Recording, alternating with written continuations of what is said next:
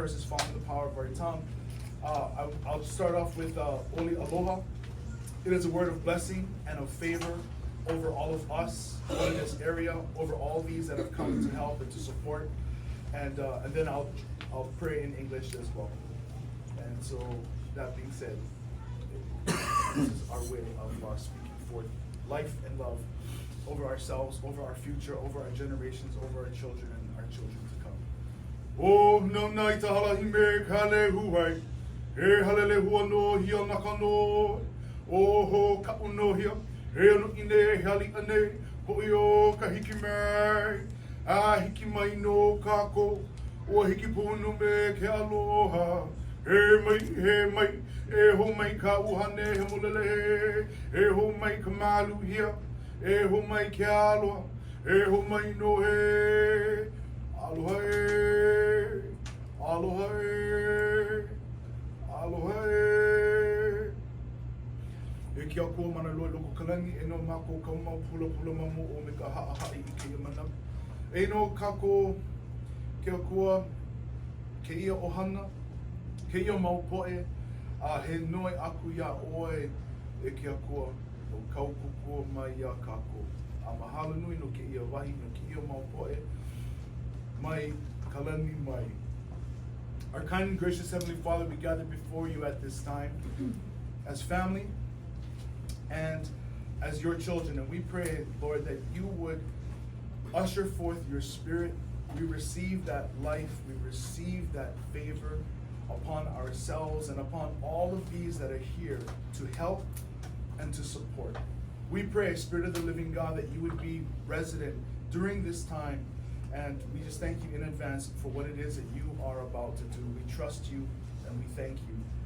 And we pray, Lord, for continued favor, support, that you would surround our families with grace and with mercy during these impossible situations and during these times. So we thank you for that, Lord. We thank you for what you're about to do. We thank you for this gathering. We thank you for this assembly. We thank you for the kapohana, for the wisdom that would hold this hale together, which is our hale, which is our ohana. We thank you for it, Lord. We pray all these things in the perfect name of our Lord and Savior, Jesus Christ. Amen. Amen. Thank you, Pastor Kiki. If you guys are not familiar with him, he's the pastor of New Hope Kahului. Prior to that, he worked for a fantastic law firm called the Law Firm of Jan Keapo. Left me to go start a church. But thank you, Kiki. It's so good to be back with you again. And thank you all for joining us. I know this is such a difficult time for all of us. I hope you can get some kind of rest. Please help yourself to the food, help yourself to the drinks. If there's more food out there on the way home, take it with you. Okay. This is all provided by Aloha Braze, so go check out their food truck when you get a chance. You need the business also. You know, this is our office opening for our Kahului office.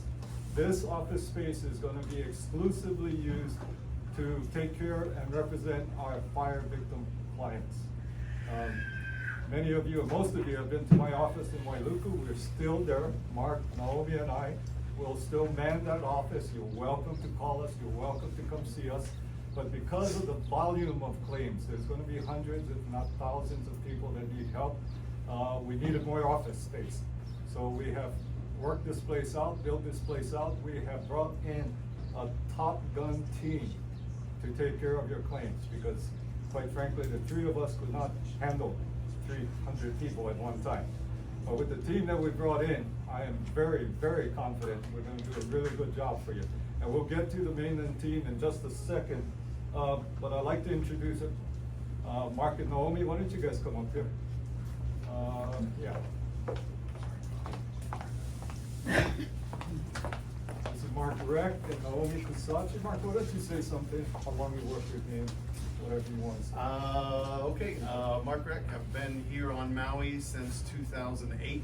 It'll be 15 years this month that I've been on the island, and I've been working with Jan for 12 of those at this point.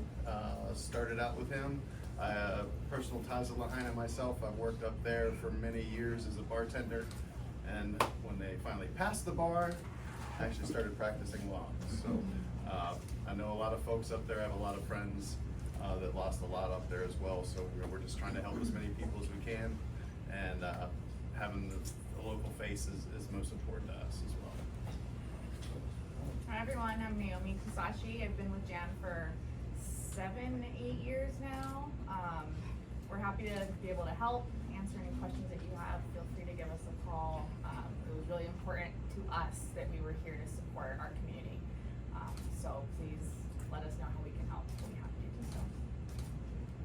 So the whole purpose of this meeting today is, one, to get to know you a little better, and maybe you guys can get to know each other because you're all sitting in the same devastated state and gone through so much together. So, get to know each other.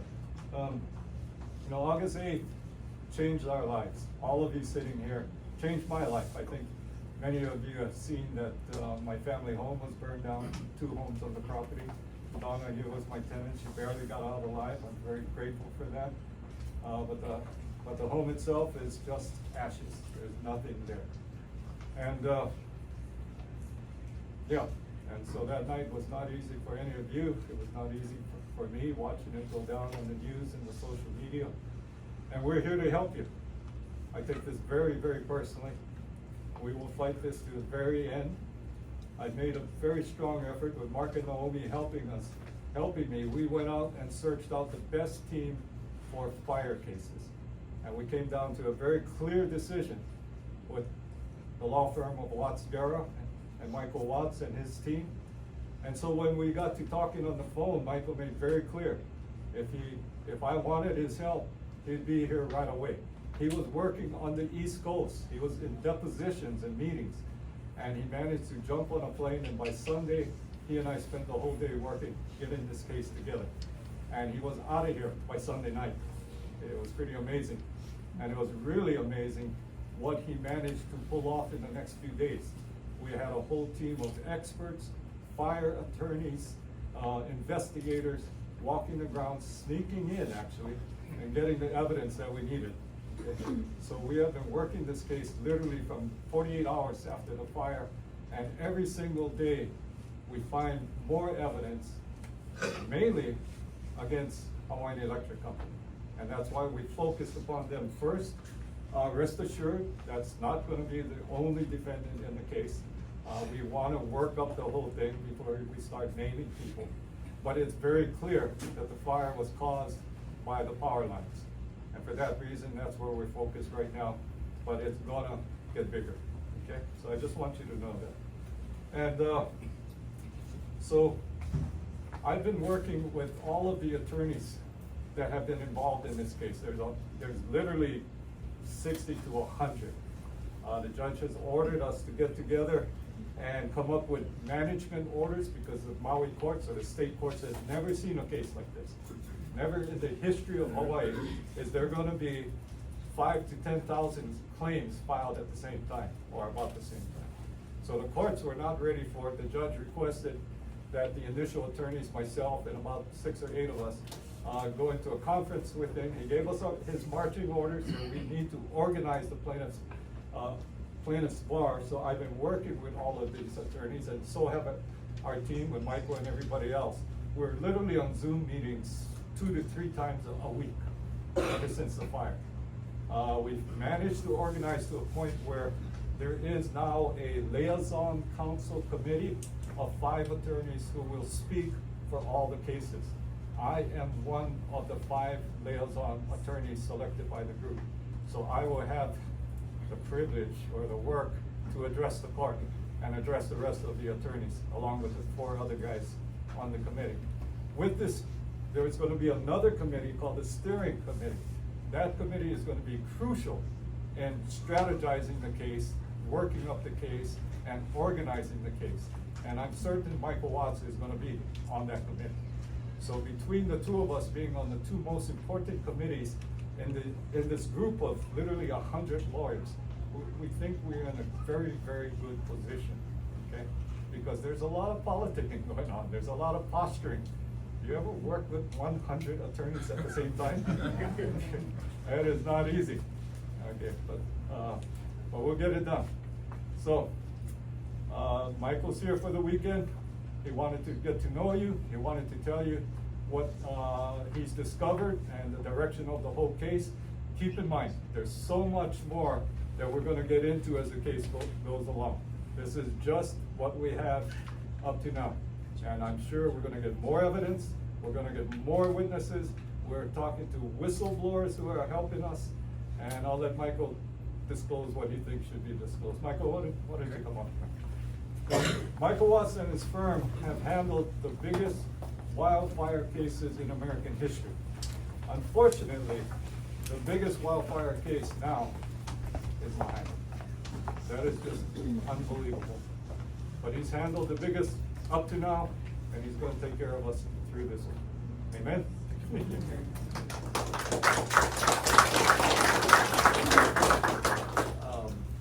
anybody ever seen that movie with Bill Murray where he's the weatherman and he goes to Groundhog Day and then he gets trapped in a time warp where he's doing the same thing over and over again? I'm sad to say for the last 6 years, what happened to you I've seen too many times. This is the worst I've ever seen it, and my heart bleeds for each and every one of you. It's just awful. It didn't have to happen. It was preventable. And a very beautiful community should be standing right now. And hopefully what we're gonna do is help rebuild it. Let me tell you a little bit about myself, and then I'm gonna take you through what we've learned in the last 35, 40 days. Okay? I'm a lawyer for 34 years. When I started, I had a head full of hair. I was young and full of energy, and now, this is what's left of me.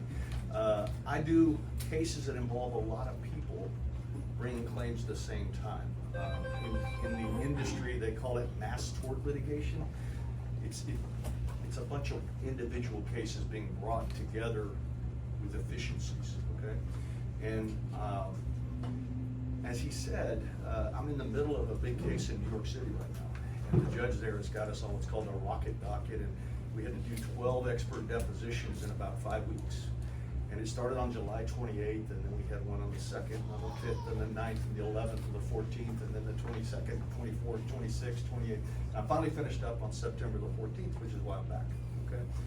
But literally, in the middle of those depositions, anytime there's a wildfire, people call me because of my history in doing this stuff. And so, obviously, I heard about it immediately, and my heart broke. We finished that deposition on the 9th, and I started reading about it. Finished on the 11th, and I had a deposition in New York on the 14th, and so I was just gonna stay in New York. And literally, my heart just, it was so heavy. And I kept reading these articles about this was a grass fire and nobody knew what started. And that just struck me as absolute nonsense. Fires do not happen by accident unless it's a lightning strike. And so, you look at the weather, there was no lightning that day. Sometimes you have arson. There's none of that going on. And so you look for the presence of ignition sources. And so literally I got on Google Earth and started doing some research. And it was obvious to me that this had started up near the substation, right above your town. And so we started digging in, and Jan and I, my partner, John Givens in the back, he's loved your state so long. He's been a licensed attorney here for what, 15 years, 20 years? He's got a place over in Molokai, and I said, well, we're gonna need that license of yours because we're gonna have a lot of work to do.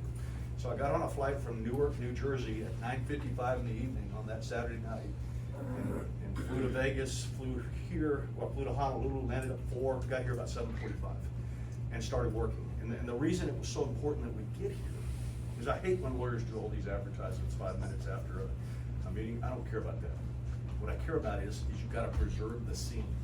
You have to document the evidence, because the first time it rains, all of the evidence in terms of the footprint of the fire and being able to determine how it happened goes away. And I was scared to death that before I could get here, it was gonna rain. And the best example I could give you is you all see the footprint of the fire. I mean, you can see the burn scar, in effect, is what we call it. It would be like taking a bucket of yellow paint and a bucket of red paint and throwing it on the wall at the same time. It's just gonna drip and it's gonna be different. Well, the first time it rains, all that very valuable evidence of what things look like will change, okay? So I asked Jan, if we come, can you get me in there? Because, oh no, that whole side of the island's locked down, and appropriately so. Nobody needed to be digging in there while they were doing the work they did. And I said, look, I don't care about, well, I do care. I don't want to go where the houses were burned. I want to go where the fire started. And so we snuck around the backside of the island. You know, I don't know how we got there, but we got there and we started interviewing people. And we started taking pictures. And then Jan very heroically arranged a drone flyby in the middle of an FAA ban on that kind of thing. But we took a chance, and the reason we did it is we had to document the evidence, okay? So what I want to do now is take you through some of that evidence, because I don't want to show you all the burnt house. You don't need to see that. You've seen it already, okay?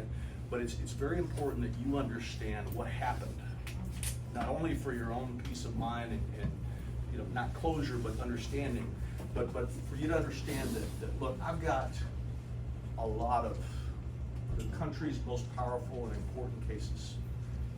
I don't need to bring lawsuits that are a stretch. I don't make up cases to file suits. As I like to joke, I don't believe in McDonald's coffee in the middle of a courtroom. Okay, I believe in real cases, and what we're doing is very important. It's in our Constitution. It's in the Bill of Rights, and I firmly believe that lawsuits properly done, properly handled, can affect change and can prevent people from losing their lives in the future. Okay, so let me kind of take you through this, and then I'll be here answering all your questions. Okay, but I'm going to take you through 10 topics real quick. As Jim said, you know, he was kind enough to invite me to participate with him. I'll just tell you, I'll brag on him a little bit. Everybody I talked to said you've got to be aligned with Jan. And so I was honored when he agreed to allow me to work with him. Thank you, my friend. And I hope he's pleased with how we're doing. My firm is called Watts Guerra. I was born in Corpus Christi, Texas. We moved to San Antonio, and then during the pandemic, I wanted to live on a beach, and my wife took an airplane east instead of west. I should have come here. We went to Puerto Rico, and we moved there. You know, there weren't any lawsuits going on, so we lived on the beach for a while, and now we're back working. Chuck Choi is a bankruptcy specialist on Honolulu. The reason we need that is you've read enough of the stories. There's a high likelihood that this case is going to end up in bankruptcy court in Honolulu, okay? And I'll explain that a little bit. So we got a good team together, and this is the only thing that I'm going to show you, but this is just the drone that he did, but I'm going to stop it right here, and I apologize if your house is in there. But what was important to me is not all of this. You can't see it very well, but the burn scar. You see how you can see where it came from. There's what's called a fire triangle in terms of causation. There's also fire footprints about how it grows and everything like that. So I can immediately see that something up here was the start. And of course, I'm reading in the articles, it's a grass fire of unknown origin, which is just nonsense, okay? So we started our focus right there, and then there's lots of tricks with respect to Google Earth and Google Imaging, and we followed that road, and we started zooming in. And I'm sorry the lighting's not very good, but you know, there's a substation up there. It's a little south of a football stadium. You all know what I'm talking about. And so we just started digging in. Now on the lower left-hand corner, I got lucky. After flying all night long, got here at 7:30 all ready to go to work, and I did. But by about 4 o'clock, my body was telling me it was 10 o'clock, and I was exhausted. And literally, I told one of my guys, I said, take me to a local bar. I need a shot of liquor so I can go to sleep at 6, because I had to do that deposition the next morning at 2 o'clock in the morning from Zoom, because I couldn't get back to New York. So I took the deposition, but at this bar, thank God, he sent me there. What's the name of it? Hang Loose. And I walk into Hang Loose, and I'm embarrassed to say, to medicinally sedate myself so I can go to sleep at 6. And there's a room right next to us of 20 people from Lahaina. And they're all burned out of house and home, just like a lot of you. And one of them came over and asked me what we were doing, and we told them we're here to investigate the fire. And it was like, it was such a blessing. This gentleman right here, I'm just going to play one of these. You can't really hear it, but they start saying, I know this guy. This guy saw X, that guy saw Y. And you know, with a billion of these, it's just a fact that when we have wildfires, you guys, instead of running for your life, you turn on your video and run. And that's invaluable evidence to me. And so the first thing that we did is we started calling people. Basically, this gentleman says, you need to call Mark Stelf. He's right up there where it started. In fact, I called him at 6:30 in the morning because I could see it. And poor Mark, remember Hurricane Lane back in 2018? His house burned down almost in the same spot 5 years ago. Okay? And so he sees, and he's the first one that told me it was a pole that was down. It's pole 7A, I'm not guessing, I know exactly the pole. Okay? But the bottom line is we're here for a variety of different corporate failures. But you don't have to be a construction genius to figure out that when you put a power pole made of wood in the most corrosive coastal environment you could ever imagine, high winds, lots of moisture, hurricanes coming through every now and then, lots of heat, baking, repeat, the spin cycle. You can't keep those things out there for 50 or 60 years. On the main roads, you see kind of, metallic or big, structural poles. Out there, you've got all this beat up old wood poles. Okay, we're gonna get back to that in a second. So that was the first thing that I know what the mechanism of failure is. It's a 50-year-old pole that should have been replaced that fell apart high wind. Unfortunately, that pole is holding a hot line, 2,000 volts.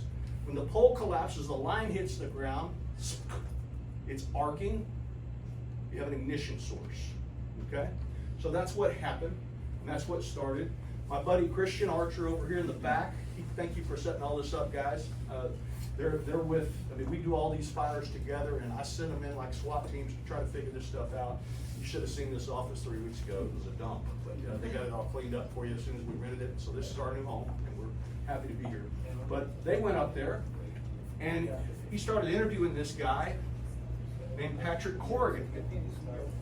And Corrigan's telling us about where the poles went down, and by the time we got there, these poles had all been replaced. Okay?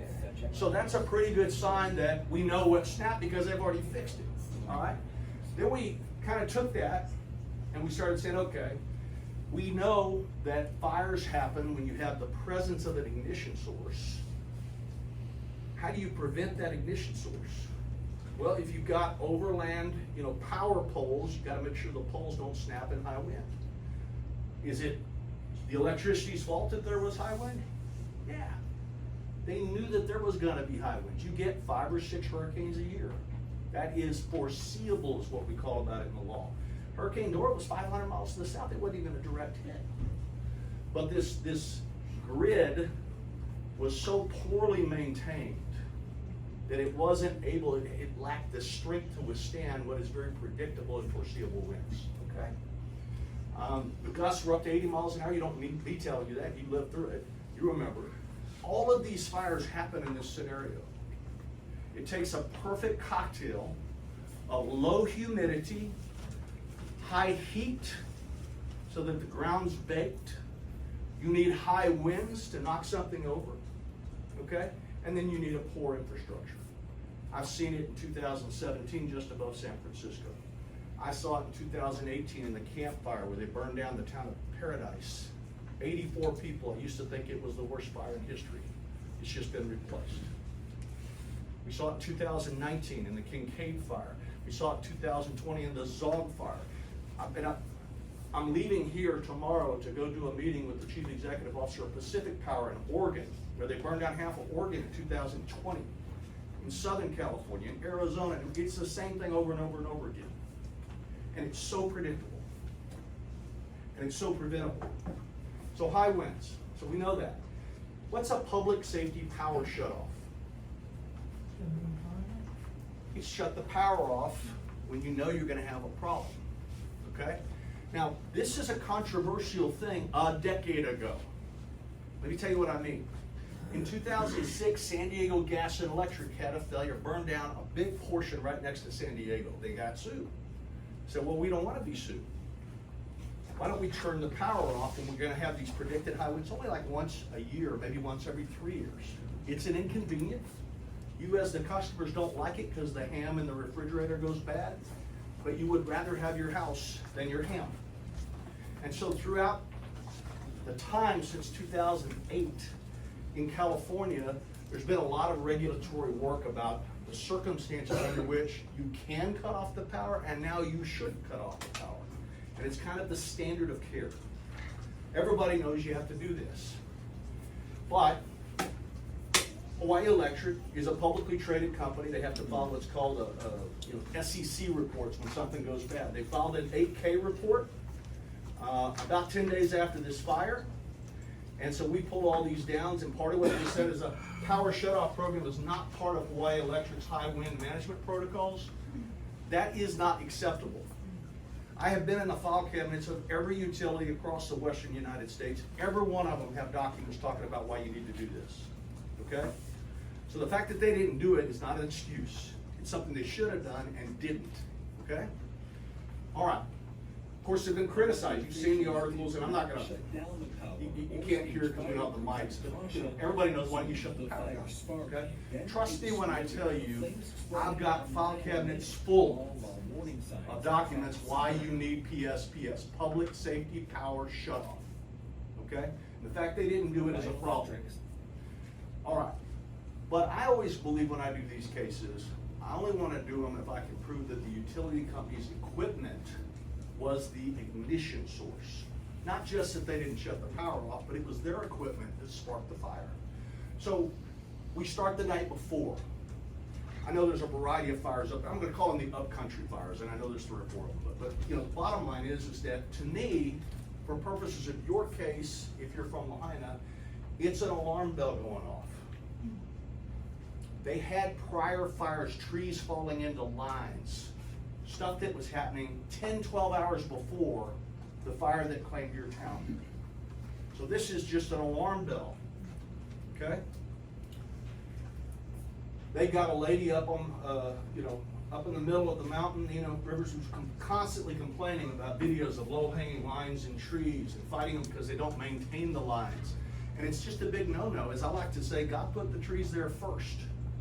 Man put high power lines through where the trees were, and so the Public Utilities Commission imposes by law, by rule, an obligation that they have to trim the trees to keep them away from these lines, because if the trees fall in, it's a problem. And that causes a lot of fires. So upcountry fire started with trees falling into lines, okay?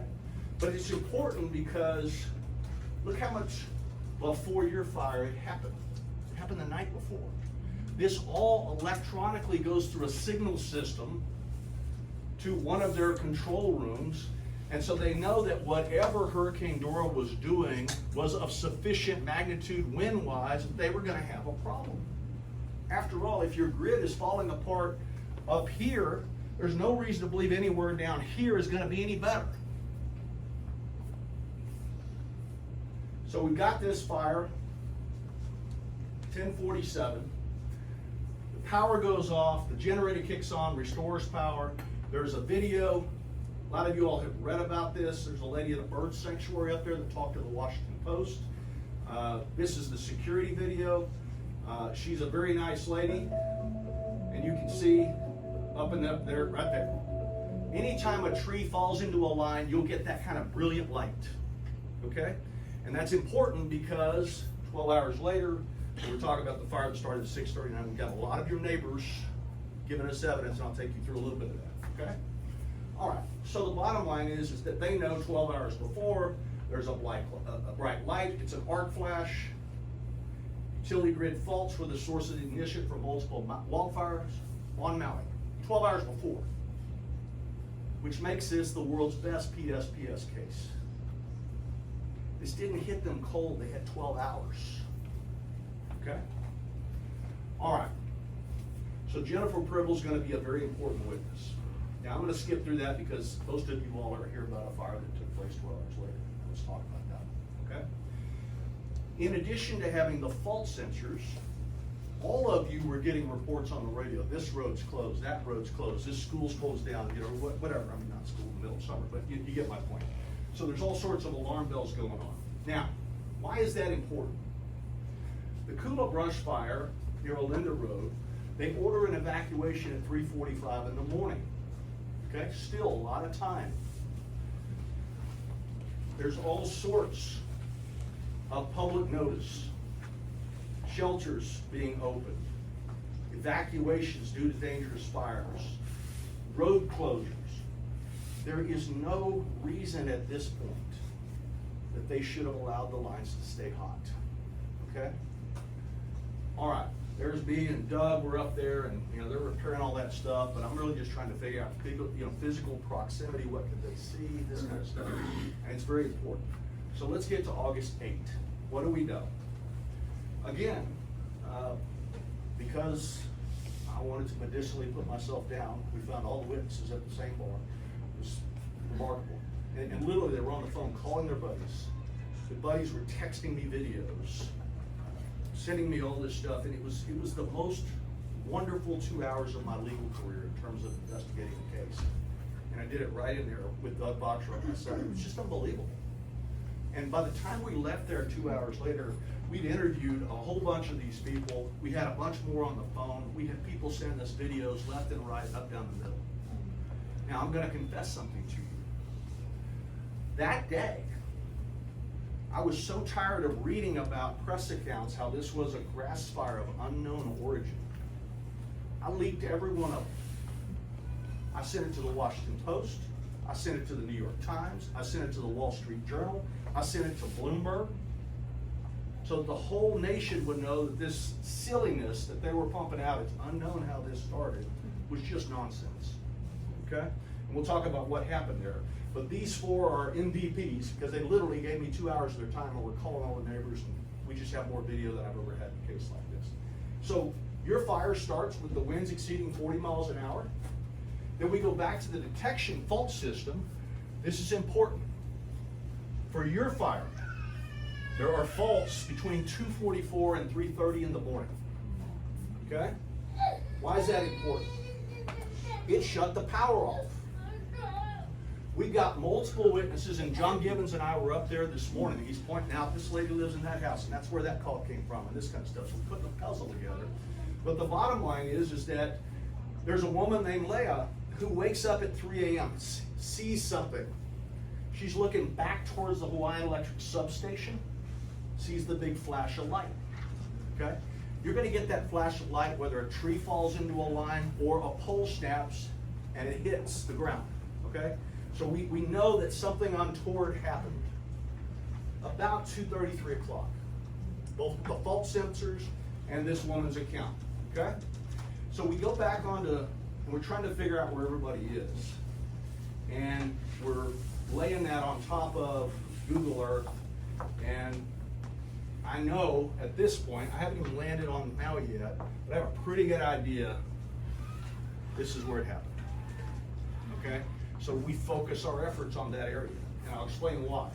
Well, the bottom line is we had the county of Maui putting out on Facebook that there was a brush fire reported at 6:37 in the morning in the area of, I can't pronounce that word. Somebody help me.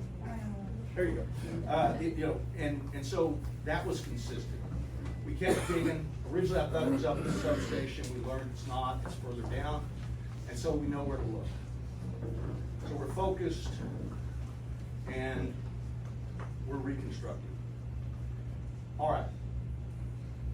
We know this is where it happened. There's no doubt in my mind that's where it happened before I talked to a single witness. Okay? All right. And you can see the burn pattern and all this other business. I'll take you through. All right. This is also interesting.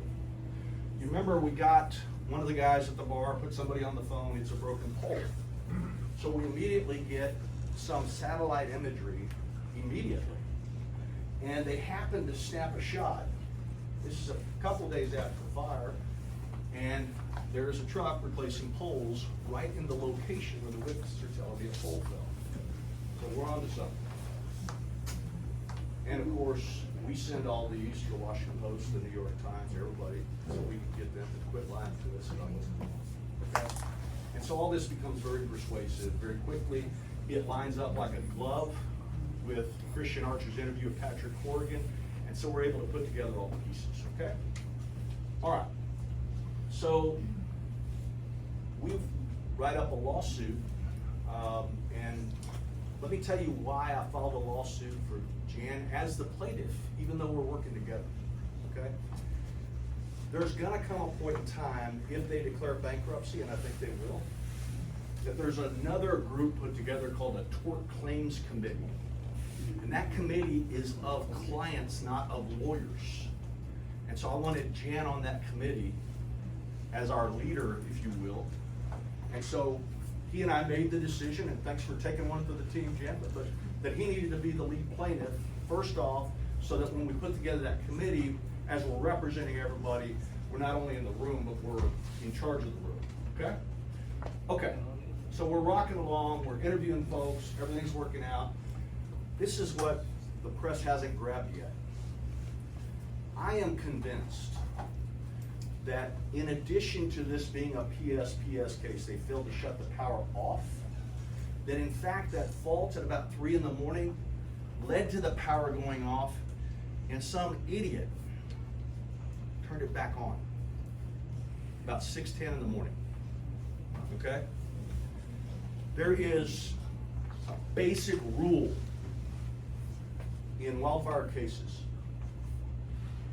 If you have a fault and that shuts the power off, you never turn the power back on until a lineman has walked the entire line to make sure there's not a tree in the line, or to make sure there's not a pole down. There's 212,000 acres in a place called Douglas County, Oregon that burned down because some guy turned the line back on without walking the line. This is even more inexcusable because this was about a stone's throw from their own substation, and they didn't walk the line. If they had walked the line, they would have seen that pole number 7A was down, snapped, should have never turned it on. So you might be asking yourself, well, if they had those faults at 2:30, 3 o'clock in the morning, why did the fire not start until 6:39? It's because I think, and we'll get all this in the lawsuit, I think the line was dead until somebody turned it back on at 6:10 in the morning. Now, what do I know? Well, I know at 3 o'clock, this lady sees a light, and then it went dark, the power went out. I've got other witnesses that talked to the Washington Post. They woke up at 5, they're sweating. You wake up sweating for a variety of different reasons, ladies, but we guys wake up, why? The air conditioner's not on. And I'm overweight. But I mean, my point is that it's clear the power's not on at 5 a.m. All right? The air conditioning's off, her lights won't turn on, she's getting ready, and then at 6 a.m., her AC starts to crank again.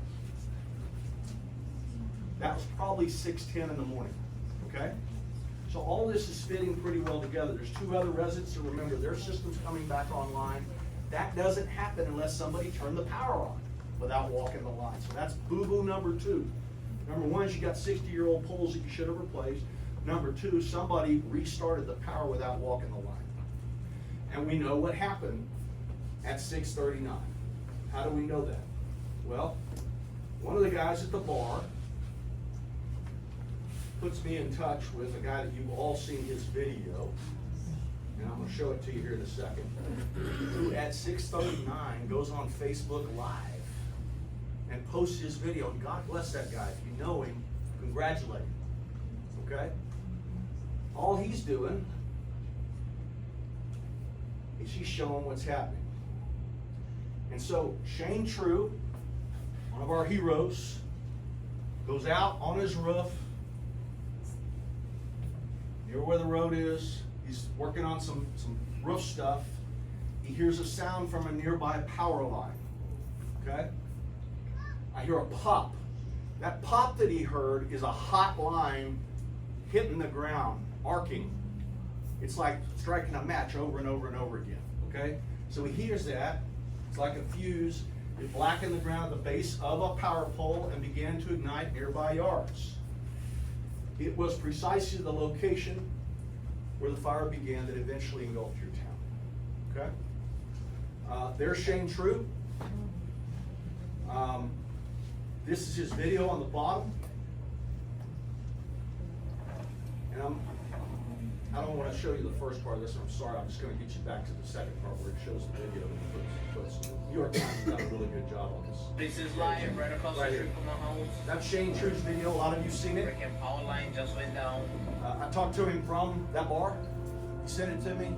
I sent it to the Washington Post and New York Times, everybody. But see how it's popping? Power line that started. Okay?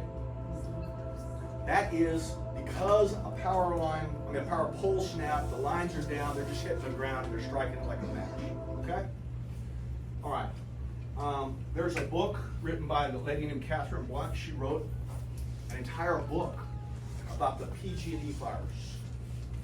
Now, let me give you 2 minutes on PG&E, okay? Happened, first one in North Bay in 2017, and then they burned down the town of Paradise a year later in 2018, then they pulled us all into bankruptcy court. The guys who built this office for you, while I was off working on that other case, literally, every one of them moved to California to help those people. And we set up shop in Santa Rosa, California. We represented over 2,000 people. The town of Paradise went down. We represented over 14,000 people there. And then they put us into bankruptcy. And I'd never been in bankruptcy court before.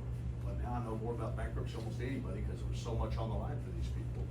And I was proud to have led the negotiations that achieved a $13.5 billion settlement for all those people in Northern California against PG&E out of bankruptcy court, okay? That's gonna be an important data set because of the risk of bankruptcy here. But because I was kind of the lead guy negotiating that, anytime one of these happened, I get a phone call, just like what happened here, and good lawyers like Jan, you know, they wanna put together a team to help their communities, okay? And so, I called up Catherine Blunt, who started writing articles about it. This is a guy named Ivan Penn from the New York Times. Fed him a bunch of those videos that you've seen. It's important to get the word out, okay? There's a guy at Bloomberg who has written a bunch about this. And why is this important? Because power companies will litigate with you all day, every day, for months and months and months and months just to drive your costs up, okay? It's important that we hit them where it hurts as well. And that is what New York financiers think about what's happening, what's their litigation risk. Now I want to talk to you about some other potential defendants for a second. This is really unfortunate, but the bottom line is that we had the morning fire clearly, unequivocally started by Hawaii Electric. I left that day after 36 hours because I had to get back to the case in New York. I gave a quote, there is a 100% probability their fire equipment started this fire. I'm not guessing, okay? But we have some complexities. The fire department goes down there and they put out the fire. They're spraying the hot spots, 10 o'clock. Between 1 and 2, they leave. Now, I want to be fair to these firefighters, okay? They've been fighting fires the night before, they've been fighting fires here. They're given time off to go eat before they have to go fight something else. So I don't want you to think these guys just, you know, went and had a toddy at my bar. That's not what happened, okay? They've been working 18 hours and they had put 23,000 gallons of water on this fire and they went to go get some food and unfortunately it wasn't put down. I couldn't understand how that was possible until John Gibbons and I went out to the site this morning. And I've got a bunch of pictures that I'd like to explain to you. I didn't get them in the PowerPoint, but the bottom line is the fire department did a good job putting out the original fire, but there's a creek up there. It's a real small creek, but it comes down from the substation all the way down into Lahaina, and in that creek there's a ton of dried out brush, trees, branches. It just wasn't properly maintained, okay? So while they did a good job of tamping out the fire on flat ground, on both sides of that creek, I'm 100% certain that what reignited where they were at lunch was some of those embers in the bottom of the creek where they couldn't get their equipment into it. And the people that own that land will have something to answer to. We'll talk about that in a second, okay? And in our next update, I'll show you all the pictures and what I'm talking about. We shot them this morning. I thank John Gibbons, your Hawaii lawyer from my firm, for taking me out there. This is one of the young ladies that was fighting fire. When you interview her, I mean, she said there was no smoke, there was no fire, there was nothing. It was safe. We had put 23,000 gallons on it. But what they didn't know is inside of that 7-8 foot crevasse, under anything they could see, there was stuff still ember and then it ignited. Okay? So you're gonna have a little bit of this going on between the electric company and the county of Maui who sued them. Okay? And we'll talk about that. All right. So the fire flares up, they come back, they fight it best they can, they lose control of it, the winds are real high, it starts migrating down into Lahaina, okay? And I'm so sorry that happened. Let me tell you another thing that I want you to just be thinking about. Remember when I told you that a lot of the fires, the failure mode is trees falling into lines? Okay? You're gonna remember that day and the next day, there's trees all over these lines. There's down power poles everywhere, okay? Those are interesting to me. When I play this video, this guy's kind of pissed off and he says, this is where the It's not a effing fire started. started. It's because if you guys look down here, they never maintain the fucking trees. And the trees run through the wire. Now, the truth of the matter is, he's right, they should have maintained those trees, but that wasn't where the fire started, okay? But it's another alarm bell. It could have been the cause of that fault at 244. It's a sign to the electric company, we have a high wind event, we've got failures all over the place, we need to de-energize everything until this passes, and they didn't do it, okay? The poles are just a mess. I pulled this off, well actually my daughter who knows how to do social media pulled all these off for me before I flew out here. But the bottom line is, they've acknowledged 30 down power poles, you saw them all over the place. The one that counts is power pole 7A, and you know, that's what caused this fire. But the bottom line is, wherever you go, there were power poles down, and that's a sign, again, that you've got a wind event, that your grid is not withstanding, okay? They sent a letter to John, I think on Molokai, is that right? You got this from the CEO of the electric company, you guys may have gotten it. Said they were replacing some of the estimated 400 poles, 300 transformers, and other equipment damaged by the fires.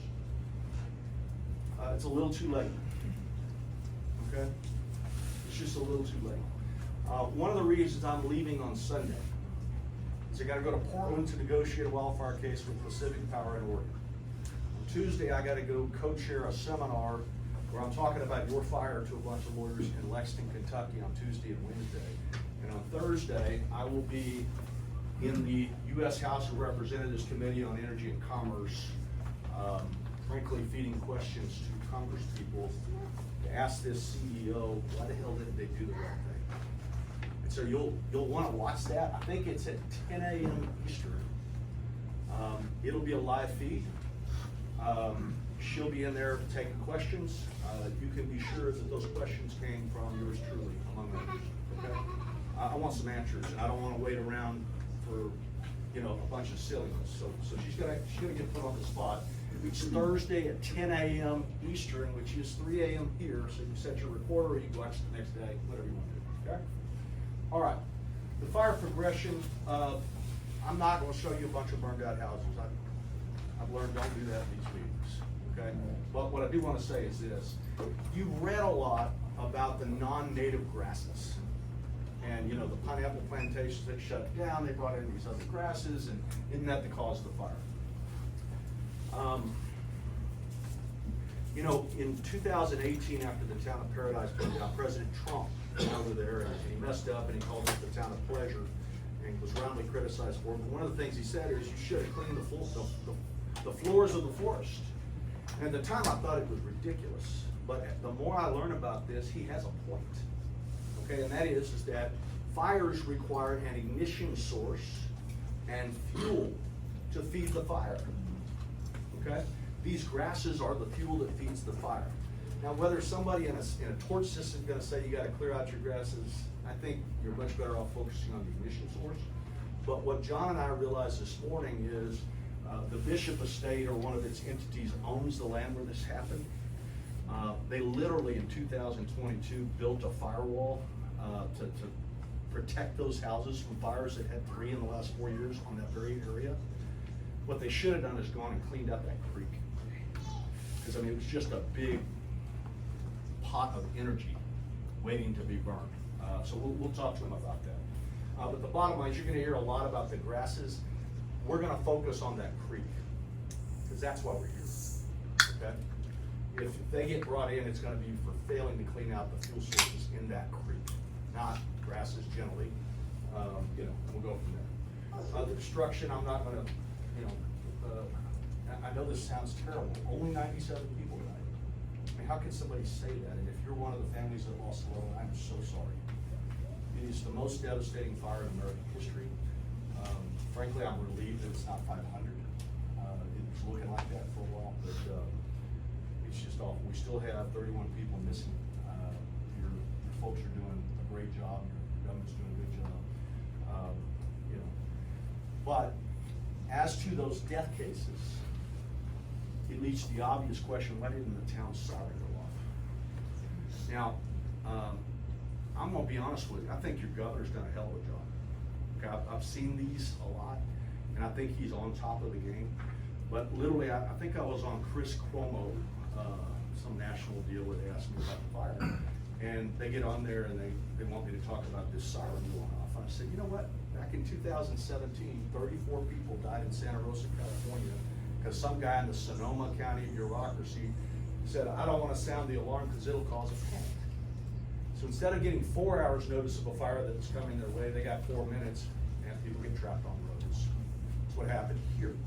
One way out of Lahaina, everybody, 3/4 of the bodies that were found in the first week were in their car trying to get out. Okay, that's from a lack of notice. The governor gets on, and there's a gentleman who kind of took the fall, and I don't wanna, I mean, his name is Herman, and I don't mean to pick on him. They have policy, the sirens are for tsunamis. I was on TV when they were talking about that, and the governor said, yeah, you know, I don't have any criticism, something like that. And it was the first time I thought he made a mistake. And so I said so. I said, if it were me, and I have eyes and ears, and a siren goes off, I'm gonna walk outside my house, and the first thing I'm gonna look at is out into the ocean to see whether a tsunami's coming. But if I don't see anything going, I'm gonna turn around and see whether a fire's coming.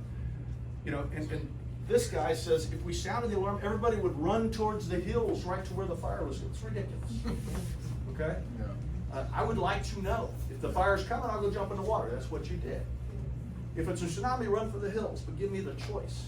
Okay? So there's a lot to answer for there, and it doesn't affect most of your claims dealing with property damage. Your houses were worn down. Okay? But what it does affect is your ability to get out personal items, family Bibles, those pictures that are just everything, they're all gone. This didn't have to happen if they'd given you more warning. Okay, so it was a mistake. On the way out, lots of complaints about power trucks blocking the way out. Again, that's really only gonna apply to those 97 or so death cases of people trapped in their car. We'll have to have that discussion. The property damage, which is why most of you are here, 2,700 homes, 3,000 rendered unusable, whether they burned down or not because of smoke damage. The governor says that's about $5.6 billion in property value. In Lahaina. Estimated value of $5.6 billion. So I put that up because here's the problem. Only 3.2 of it was insured. Now, having done so many of these fires, I can tell you that depending upon the location where the fires are, I see dramatic differences in home insurance rates or not. Here, and I like to brag, I've been to Hawaii probably 12 times, and I had the good sense to come to Maui 11 times. You know, the only reason I went the other times, I wanted to see Pearl Harbor. This is where I always come. And I've been to church in Lahaina. I mean, the town is so cool. And it's wonderful, and I know why you want to live there, okay? But the bottom line is most of those homes have been in your families for generations. And so there's no mortgage, per se. There's no bank requiring you to buy home insurance, because you got it from your parents, you got it from their parents, you got it from their parents. So the rate of uninsured claims in this fire is gonna be higher than almost anyone I've ever done. If you take the governor's number of 5.6, you take 3.2 and insured, well, that's a shortfall of $2.4 billion of people that didn't have insurance on their homes. So that's a problem. We gotta get that money from somewhere. Okay? The second piece of bad news that I'm going to give you, and some of you are learning this right now, is even if you did have insurance on your homes, you were learning for the first time that you were underinsured. And I'm sorry about that.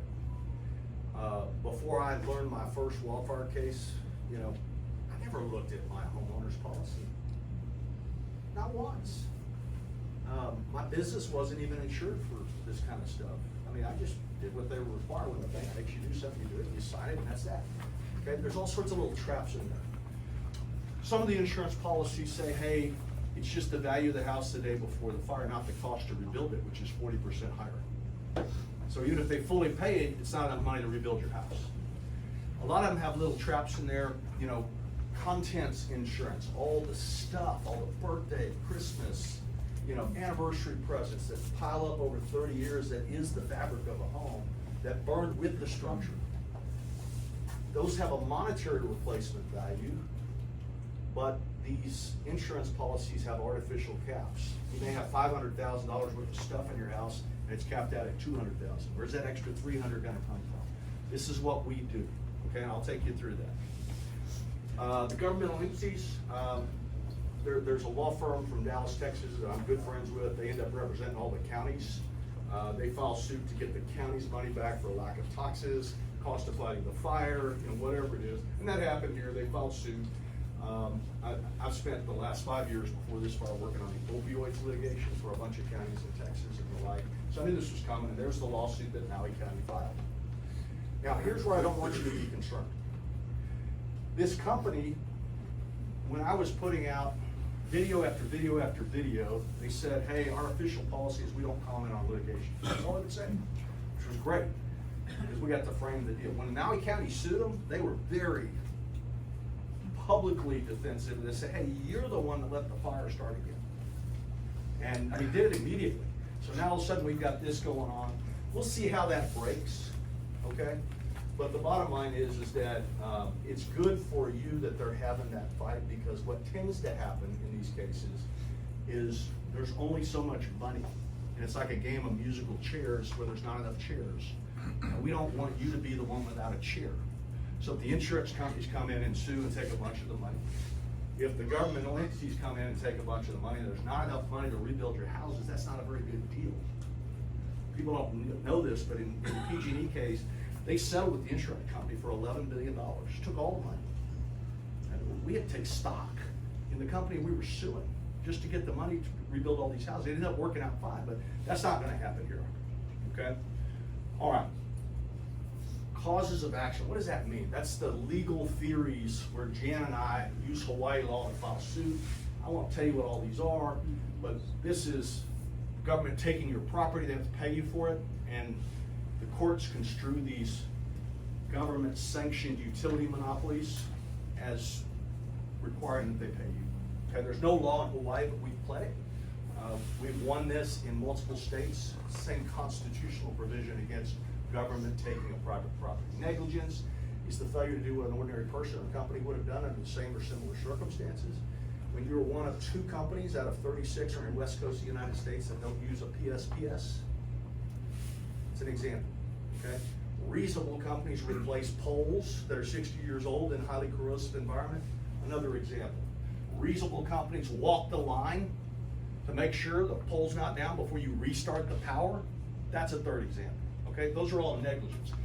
Gross negligence is when you knew in advance that your grid posed a hazardous situation to life, limb, property, and you didn't do anything about it. In different states, it's recklessness. It's called gross negligence. In my state, we call it malice. It gives rise to punitive damages, okay? Punitive damages, the threat of it is important because it forces people to be reasonable at the settlement table. We'll follow what's called public nuisance claims, trespass claims, and then all the other claims. It's all designed to get you your money back, okay? To rebuild your homes, all right? Okay, couple of things, and I just want to warn you, there's all sorts of different, what we call HECO companies. Y'all are familiar with, I use y'all, I promised I wasn't gonna do it, I just did it, sorry. Maui Electric is what you know. It's in fact, part of Hawaii Electric Light, part of Hawaii Electric, and then it's all thrown under a holding company known as Hawaii Electric Industries. This slide is important because the risk of bankruptcy. What they're gonna try to do is say this is a Maui Electric problem only, and they'll try to only put Maui Electric into bankruptcy and say it doesn't have any money. We will sue all the way to here, claiming direct liability because the parent company has the assets. They also own a very valuable bank that you're aware of. And so it's gonna give us the leverage. So there will be a scrum about which of their entities are responsible, okay? you have to act reasonably given the circumstances that you're in. And I don't like to talk politics at these deals, and I don't really care whether you voted for a Democrat or a Republican, okay? I think we're all Americans first, but we all know that something's happened with the weather for some reason. And your county sued all the big oil companies back in 2020 saying that their carbon imprint is causing temperatures to rise. It's gotta be more, susceptible in the lawsuit. Increasing frequency and intensity of wildfires.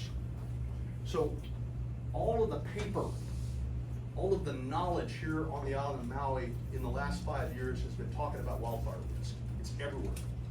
So this company, knowing that it's in that situation, has an obligation to act prudently given these circumstances, okay?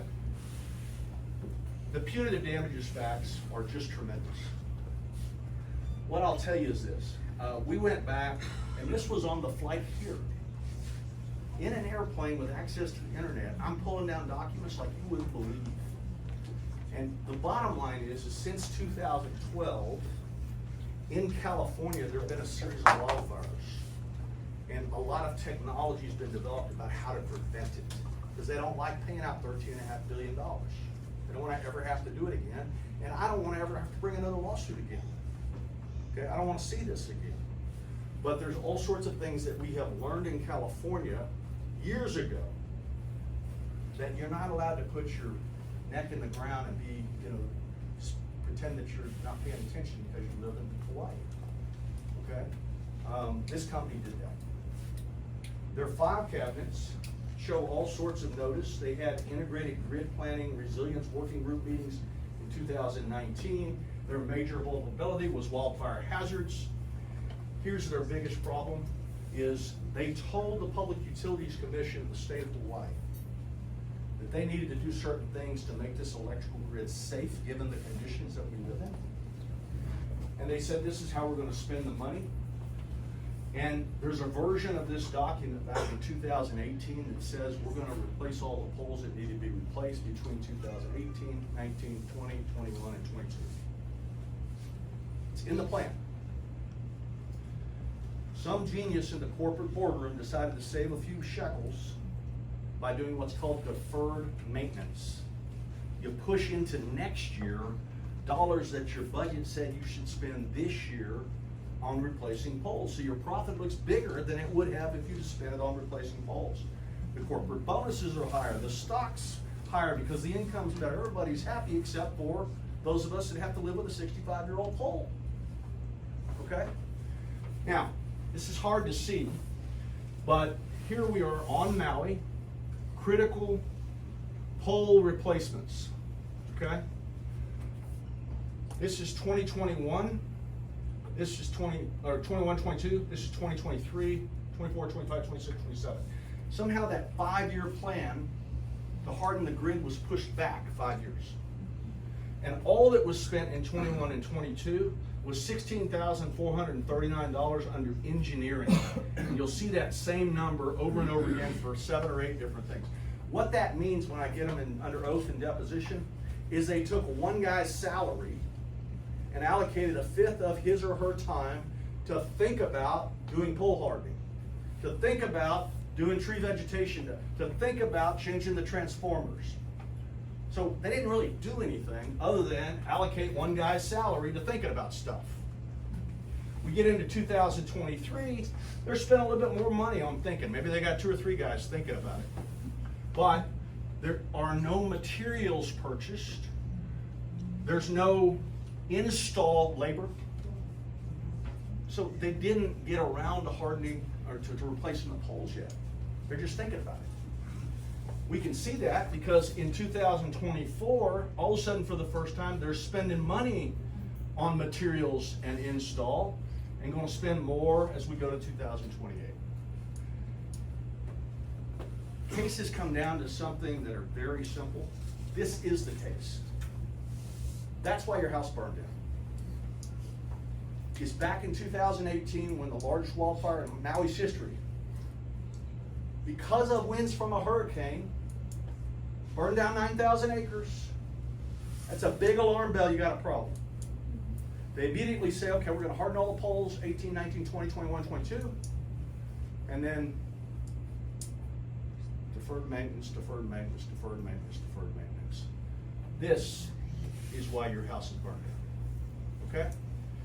And no jury, whether on Maui, Honolulu, Timbuktu, is gonna like this document one bit, okay? All right. In addition, one of my favorite movies was All the President's Men. It's about, remember the guy Deep Throat that's telling Woodward and Bernstein about follow the money and all this other stuff? He wasn't wrong. We're here because when you follow the money, they kept it in their pocket between 2018, 19, 20, 21, 22. That's what happened. There is a guy, I had his picture blocked, but now we know who he is because Jan and I filed a subpoena for his records.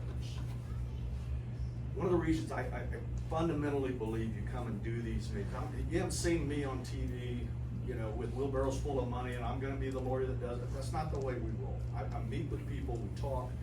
You have to be part of our investigation team to help yourselves. And here's an example. So this fella was hired by the CEO of Hawaii Electric in 2014 to look at all this kind of stuff. He tells them all these things they need to do. He's promptly shown the door. On the way out the door, he wrote a memo to each and every member of the board of directors of Hawaii Electric, and he put 1,000 pages of attachments to that email, kind of a warning shot as he went out the door. So because I was leaking all that stuff to the Washington Post and New York Times, he sees my name, he calls me up, he goes, I've got some stuff for you. So Jan and I got on the phone with him, here's the stuff. He took it down, he bait stamped it.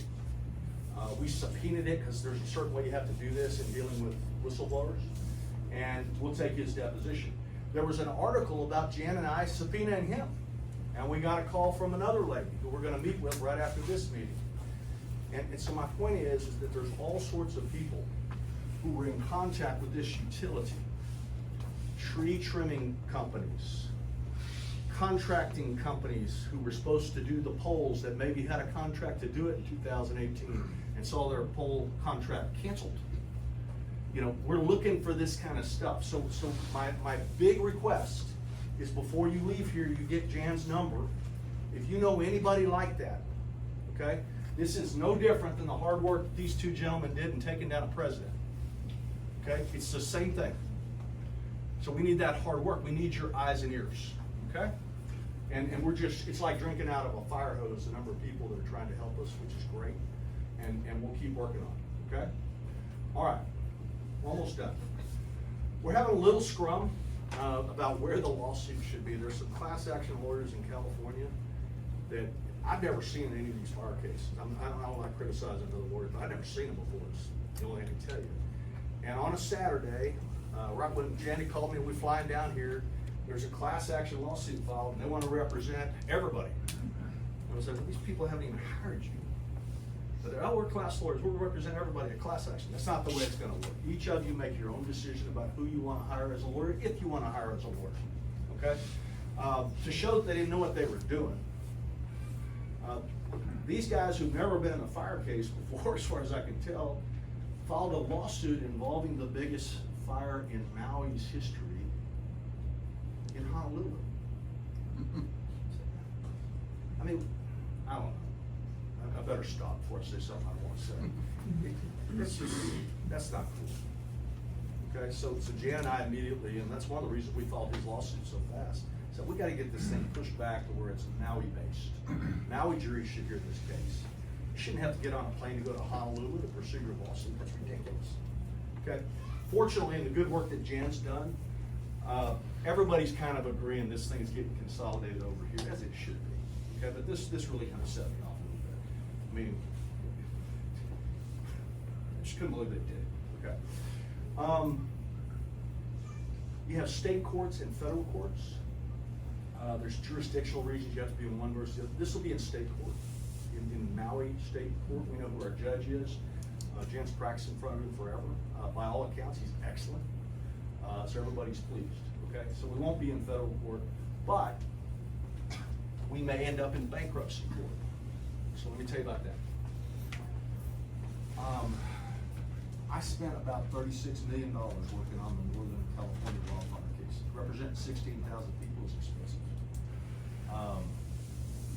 God's given me a lot of resources. I know a lot of bankers. We're gonna put the money in that it takes to do this right. Okay, we won't waste the money, but we will not let you get run over by a company. After spending about 20 million of that money, PG&E put us into bankruptcy court, and I was like, oh no, I'm gonna end up in bankruptcy court. This is bad.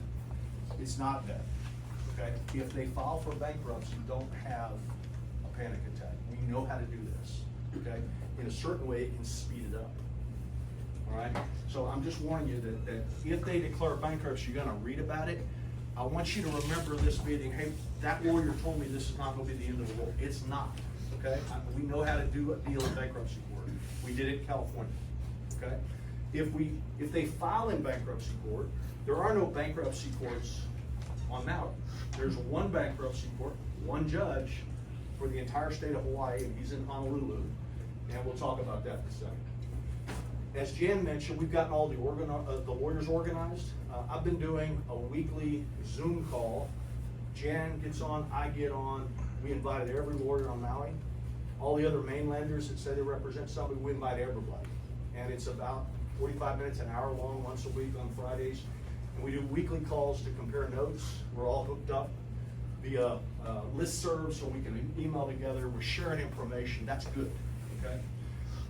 We're dividing up work, where certain people are working on X, other people are working on Y. Jan was modest. He's also been named the cultural liaison for all the lawyers. You know, I just felt like, and he heard me get on this deal, there were a bunch of mainlanders wanting to take it over, and I said, look, you know, inside I was like, well, none of you guys should be taking over. Anybody, it's somebody that knows what they're doing. But this has to be run by Maui lawyers, okay? And I beg you to tell your neighbors that, because they're not leaving, okay? They're not leaving. Watch out for somebody who's sending lawyer ads to your phone. You don't know who they are, okay? And I'm not gonna say anything else other than lawyers, but ask them who's got an office here. And I'm not just saying that because we have an office here. Hire people that won't leave. I made a promise in Northern California when we set up shop in November of 2017, we're not leaving till the last check is cut. That office is still open 6 years later. I have offices just like this in Northern California. I've got one in Chico where the Paradise Fire happened. I've got one in Oregon. I've got one in New Mexico.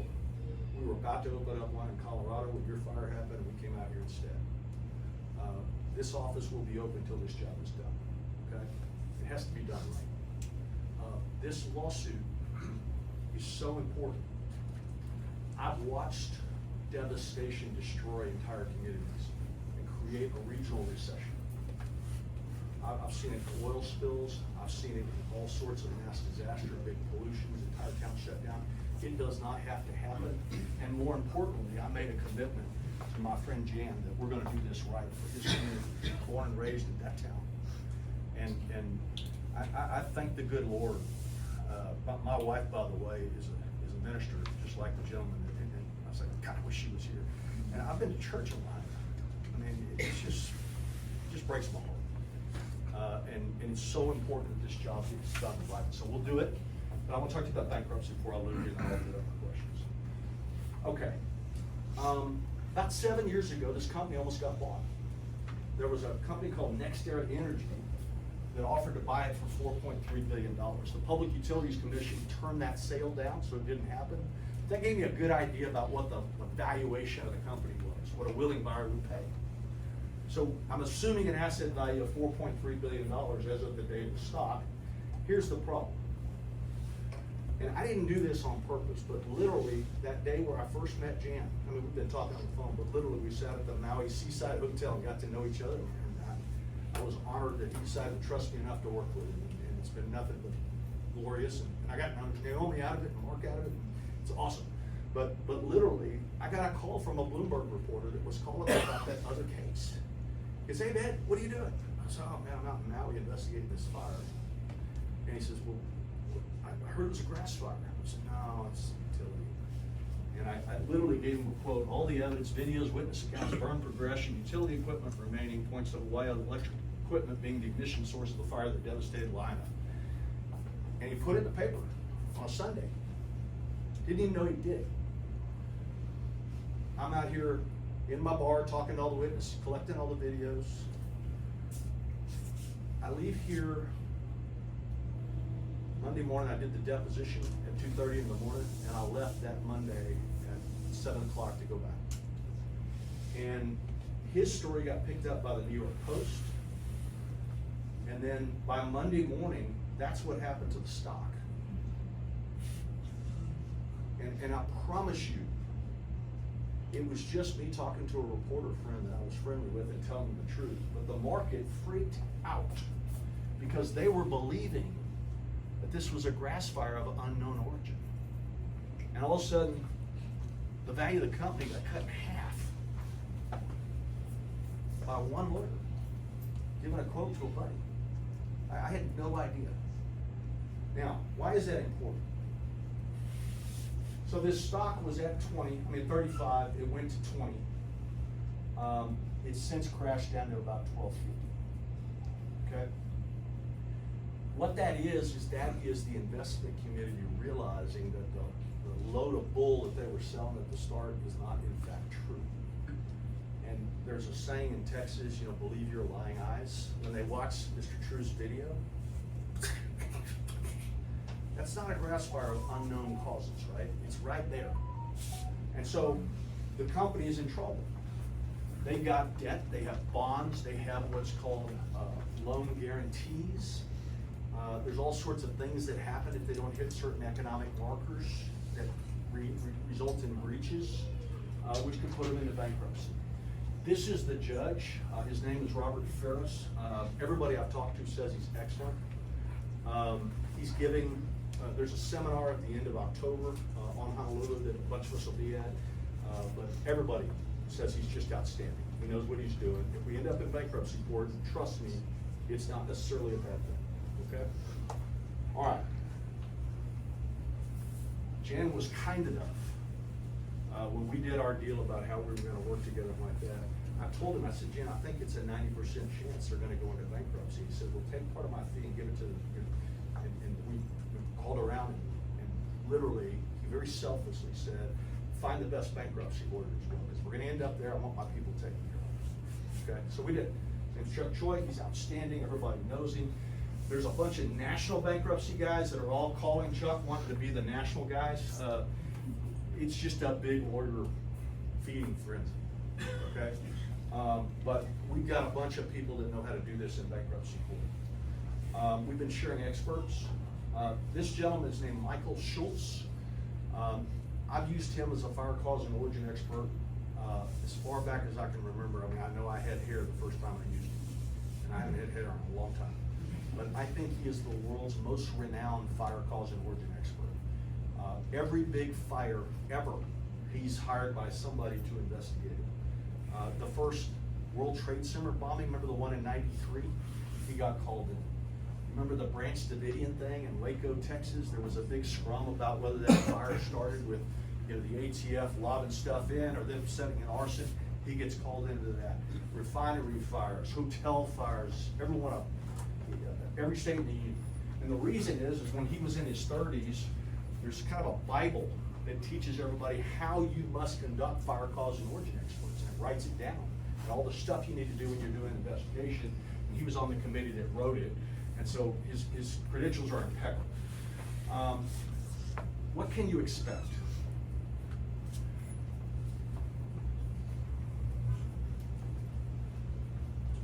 Let me just, this isn't gonna be all fun. Lawsuits, they're not fun, okay? They're fun with lawyers with big egos that get to try casing, get big breaks and say, we hung the moon, but most of you would hate it. But it's the only way you can make this company do the right thing. Okay. What can you expect? Lawsuits have two parts, liability and damages. Liability is a lawyer words for who done it, who's at fault. You show somebody's at fault and they owe you money. Damages is how much do they owe you.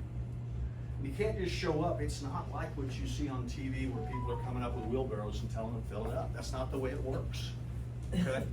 It requires proof of liability, and you can see I've got it. But now we gotta get proof of your damages. And when you represent a whole bunch of people at once, each of you need to show up with proof of those damages. That's particularly difficult in a wildfire case when all the proof burned up. Okay? It's gotten a lot easier since we got these. I have 52,000 pictures in this iPhone. Okay? It used to be when somebody's house burned down, there was just no way to get anything. Okay?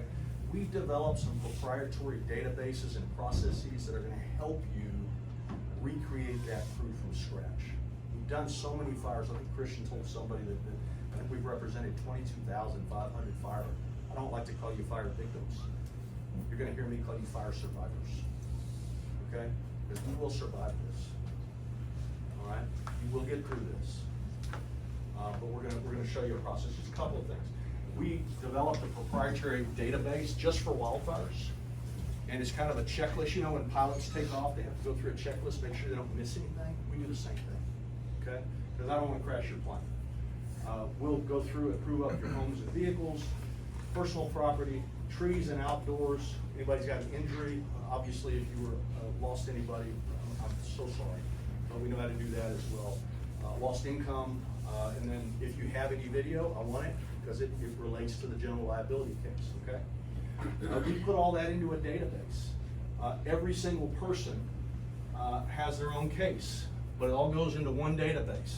See these document numbers? I run a paperless office. When you give me something here, we'll scan it and give it back to you. And it'll go into the database, okay? I don't like this stuff where papers get lost, or you gave me this, you didn't, or whatever. You hold on to your stuff and we'll take care of it because it's gonna be virtually kept. You're gonna take your originals back, okay? But we'll build all this, and let me just kind of give you an idea about what we're doing. Eventually, we'll send people out here to do estimates to rebuild. You're gonna, and I wanna give you a word of the weary. Anytime you have mass disasters, you have people trying to commit fraud, okay? Be very careful about giving a contractor your money on the front end, okay? And I'm not saying they're not great contractors on this side. I've just seen people ripped off left, right, up, down the middle, because they're desperate to get started and they give money to the first person that's offered to do it, the guy takes off, okay? So we'll have a lot of advice for you on this, but part of what we're gonna do is personal property. You know, people don't realize that we think we live in a $500,000 house, that's what the house is worth, but all of those birthday presents, anniversary presents, wedding gifts, you know, the pictures, all that stuff has value, all that furniture that you bought. You don't think about it because when you go to the store and you buy this table at $400, it didn't break your bank. But when you've got 500 things like this in the house, you add all that up, that's a tremendous amount of money. We have to collect those contents for you, because if you're insured, you're underinsured because of those artificial caps. And secondly, remember, if you have a policy that only pays you the value but not the cost to rebuild, I've got to come up with that money somewhere to get you enough money after you pay attorney's fees to be able to rebuild the house. Contents is one way we do it. So we go literally room by room. We've got this cool database where it's a series of picture prompts. And I like to use this one first because we get down to the griddle. There's only about 15 types of griddles. If I ask you what kind of griddle you had, you're not gonna remember. If I show you a picture of it, you'll, yeah, that one. Okay, I mean, and it adds up. And then I can go to the equivalent of eBay and say, how much does it cost to buy that griddle? And then we put it in here. And we build a big Excel thing by thing by thing by thing, okay? How are you gonna remember all that? Now look, guys, I don't like my clients to have to do this within the first 6 months after a fire. You got more on your mind. You won't have us bugging you. We probably send you something called the contents list just to keep you thinking about it. But most of you are out of your homes. You're going through literally living hell. You don't need your lawyer badgering you like you got a deadline next week to get your contents list in. Eventually, we will badger you. Not now, okay? But I want you guys to be thinking room by room by room. What was the rug that was in there? What table did I have? How many chairs? The alarm clock, bowls, skirts. And literally, that's why we're gonna send you home with a contents list, okay? And this is just a series of prompts. What's generally in a living room? And you'll check, and that'll be our reminder. And a lot of you will say, well, heck, I don't remember, especially if you are a male. Okay? You'll just say, I don't remember, but eventually we'll go room by room and we'll add it all up. And that'll be your contents list. The way I'm gonna get the guys to remember is this. I want you to go through your phones and look for every photograph you can find where you're in your home or outside your home. All that stuff outside your house has a lot of value. We're gonna replace it for you, okay? You take pictures for the smiles, and you got your daughter or your wife or like that. I'm happy to look at the smiles, but I'm looking right behind them for what was on the wall. What's the furniture? And I'm gonna do something just kind of silly here and just show you what I'm talking about. Because you don't think about it this terms. Let's say this is Christmas and I take a picture of us all, okay? You guys are saying, oh, look at all those people that showed up for my Christmas party. I'm counting the number of chairs that are in this room. I'm counting that watch, that water bottle, the painting on the back, the fake plant that's over there, okay? That's a big cheat sheet. I'm counting the new floor that Christian just put in here. It's a real plan. You get my point, okay? This is why these photographs are important. So what I'd like you to do is to go through your iPhone, and not today. Michael Watts is not gonna bother you anytime soon, but know that it's coming, okay? Because those pictures tell me everything about what was in your room. It's a cheat sheet to you. And if you got one in each room in the house, great. Then you go outside. You got a 2-year-old grandson like me, and they're playing on the swing set. You take a picture of him because he's cute. I want to see the swing set. It's going to show me how big the tree was that was in your backyard that burned down, that has value. It's going to show me what kind of fence you had that has value. Okay, so we'll keep going through that. You're going to get to know a guy named John Brown. He is the outside the house guy. And what I mean by that is he's trained in what's called forestry. And the bottom line is that we've got to recreate everything outside your house. Your driveway costs a bunch of money to replace, the shrubs, all this stuff, okay? And here's the way we're gonna do it. Google Earth is our best friend. This is a picture of somebody in Northern California, and that's what their house looked like when they signed up with me. I get some of my young clerks, and they go on Google Earth, and that's what the house looked like before the fire. Why is that important? John Brown will go in and he'll do a digital thing, and he'll say, okay, that's 66 feet of shrubs, and that costs $14 a square foot or whatever to replace, and you'll have a line about shrubs. He can get me the surface area of this roof. I can go to the county records and figure out what your square footage was, all this other stuff. So we just kind of reconstruct everything. You're gonna have 3 sets of lawyers, but really you have one if you choose to go with us, okay? My man Jan is in charge, okay? I am the hired help, and I wanna be clear about that, okay? Our team is gonna be here for the duration, but we are here at his direction. Somebody in my office sent out a bunch of letters welcoming everybody, and they screwed it up and didn't put his name on it. Boy, I was ticked off, okay? Jan is your lawyer, I'm here to help him, okay? And I think we know what we're doing, but the bottom line is that this will be your bankruptcy lawyer if we go in, Chuck, okay? My firm, you know, I think Jan, I've read enough about him, he's a little, what do you call it, self-deprecating. Oh, it's just the 3 of us, we couldn't have done that. That's nonsense. He's outstanding. And he's done great stuff, and I appreciate you being humble, but his reputation is huge on this island, okay? My firm is big. I've got 52 lawyers, about 200 and something people, in offices all over the place. Because in order to represent a whole lot of people at once, you've got to have the bodies. They got to know what they're doing, okay? But it'll be a team, but your lawyer is right here, and this office will be his staff to help us. And we worked all that out, okay? Now, where are those folders? Outside. Okay. If you want, you can pick up one of those folders. I don't know, and they never tell me, some of you are already our clients, and I'm glad to meet all of you, and I look forward to talking to each of you. Somebody, you're kind of kicking the tires. I tell people I don't do high pressure sales. I'm not one of these lawyers chasing ambulances, never have. I'm not gonna be there, don't leave that room until you sign. I'm not gonna do it, okay? But outside, there's a folder that's got some stuff in it. You're free to look at it. It's got stuff about me, it's got stuff about my friend Doug Boxer, who's been working with us. It's obviously got a bunch of stuff about Jan, and the process will be something like this, okay?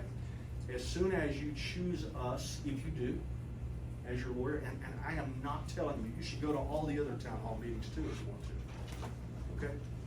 You decide. But if you choose us as your lawyer, you'll get a welcome packet. You'll start getting phone calls. Please do me the favor. When I ask you for your cell phone number, give it to me. You're all displaced. Mail doesn't do you any good. Half of it gets displaced by the US Post Office. My grandmother worked for the letter carriers union, so I'm not picking on the post office, but I don't do mail. I do emails and texts, and I do live meetings, okay? So give me your cell number so I can text you. I won't sell your number, I promise, okay? But when there's a big deadline coming, I can text everybody in the case for free. I don't even have to put a 52-cent stamp on it. I don't have to wait 9 days for the mail to get there. You get it immediately, okay? So this is how to get a hold of us. There's all sorts of stuff, but take a folder on the way out. And, you know, this is where our office is, you know where it is because you're here. So anyway, that's kind of the whole deal that I've got to say. And Jan, you take the floor. I'll answer any questions anybody's got. Anybody got questions first? Go ahead. I have a bunch of questions, but can I just start with, where does the PUC fall in not having been working with the electric company on some of this safety stuff and the budgeting and the deferrals? So public utilities commissions generally disappoint. You know, they're the regulator of the utility, but particularly in kind of a one utility state like this, it's a little too cozy. And I'm not saying that this one's cozy, I'm just saying I've seen it in all these others. They're kind of lagging behind. The industry kind of leads themselves or doesn't lead themselves. So, you know, what I can tell you is on the flight down here, I've read all the PUC stuff. There's lots of stuff. It says, oh, we're gonna harden all the poles. We're gonna do this, 18 through 22. But there's nobody saying do it now.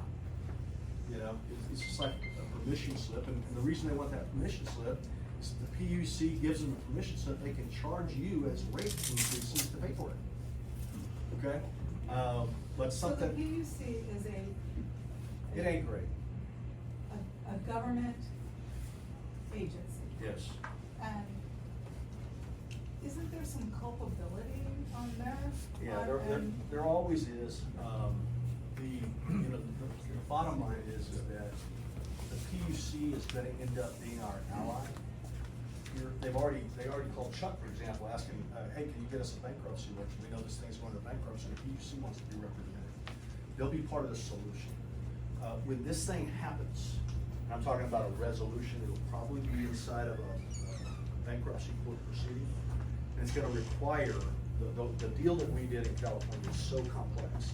It wasn't just the utility paying $13.5 billion. It was the utility in bankruptcy wiping out the equity, new money coming in, paying $11 billion here, $13.5 billion there, and getting all sorts of protections, because nobody wants to buy into a company that's gonna go bankrupt next time there's a fire. So you gotta, that's the good part of your lawsuit, is they will rebuild the grid, okay? And they need it to a long time. But the answer to your question, the PUC, they weren't great. I'll just leave it there. But that doesn't mean they're liable in court. There's all sorts of discretionary immunities and stuff like that.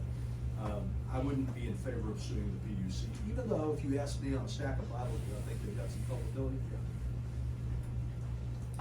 What about the county? There's suits out on the county and there's failures all the way down the line. Yeah. And Jan, I'd like to talk to you about a conversation that I had directly with Herman. Okay. But we'll do that. Yeah. Well, you know, and guys, if you know Herman, go easy on him. You know, the bottom line is, I think there was a written policy that says this is for tsunamis. And literally, they trotted the guy out there to take the fall. Yep. And then they fired him the next day, or he resigned for his health. I mean, yeah, right. You know, but I felt like it was a little unfair what happened to him. But at the same time, this isn't the first time I've seen somebody in Herman's position make that call. They're not trained right. Yeah, And that's on the county. You know, I mean, can you think of a good reason why you wouldn't have liked to have had a siren? I can't. Oh my God, you're gonna look out and not see something and run for the fire. Yeah, but can you answer are we looking at the county in terms Yeah. of adding them onto this? Yeah, you know, there's a sequence to things. The county's gonna be in this mix. But what I'm trying to figure out is whether they're jumping into bankruptcy court or not, because there's all sorts of different reasons to do it after or before bankruptcy. And other people have already sued them, so there's no real value in it. I'm getting more information out of the county right now, not having sued them, if I sue them on first base. Yeah, because, you know, we're only 6 weeks out of this fire. You know, we're gonna get more information as we go along. If we focus on HECO, we can do all the discovery against other parties, and we can get all that information and decide when and if we bring other parties into the case. To jump in right now, I don't think it's a wise idea, because we don't have all the information. But, you know, the Attorney General of the state of Hawaii is doing an investigation that says we're not focusing on what started the fire. That's where you go. They're focusing on fire response. And, you know, the big three that I can think of just off the top of my head. You know, that poor lady that fought the fire for 6 hours and went to lunch. I mean, I don't blame her, the same way I don't blame Herman. You know, she thought it was down, but nobody had trained them that when you pat down 5 acres of flat surface area, which she did, and she flooded it with 23,000 gallons of water, there was no smoke coming up. What she hadn't been trained to do is to go into that 8-foot creek where there's all sorts of timbers down there. It just, you know, John, I told him thank you for taking me out there, because, you know, he's been all over the Bishop Estate. And of course, I've been like anti-sue the Bishop Estate, because it's one of the great charities in the state. And one day he goes, we're not picking on them for not trimming their grass. We would be picking on them for not dealing with that creek and all this, you know, it's like put a bunch of firewood in there. You go down there, it's terrible, I wish I had the pictures. But we'll deal with all that. Who else? Michael, we're also available in the back of the room for Yeah. anybody's got individual questions. If you've got questions about your own, you know, personal stuff and want to ask somebody one-on-one situations. What are the hours of this office, Christian? If people want to come back, We're here 7 days a week, and we're usually open around 8:30 in the morning, and we'll go to about 8:30 at night. yeah, and, you know, the great thing is when Christian and I started doing these fires, I never heard of it back then, I don't think it existed. We have meetings, it doesn't really matter where you're at. I can tell you when I'll be back here again, because that case where I'm taking all the depositions. My mother and I are going to New Zealand. My wife gives me 2 weeks a year in the kitchen pass to fly to New Zealand, and I'm looking at it and I say, well, we're flying right over Maui. So, hey, Mom, we're gonna go to Maui. So we'll be back to B, the 19th, 20th of October, and again on the 2nd, 3rd of November. And then we'll be back, I think, November 17th, and then again in December and like that. But Christian and the team will be out here continuously. So we're doing every Wednesday and every Saturday. We're going to have this available to we'll have another big meeting. So if you know of people that want to come in and hear the same presentation, even though it won't be Michael, it'll be Jan, it'll be Mark, it'll be Naomi, and some of our other lawyers that are giving a presentation a couple times a week. Yeah, and we can do it by Zoom if we need to. I mean, either way, yeah. You know, so we'll have, and, you know, the thing that I would ask you is this, okay? I want you to protect yourself from people you don't know. And that includes me, okay? You check people out, okay? You know him. I trust him.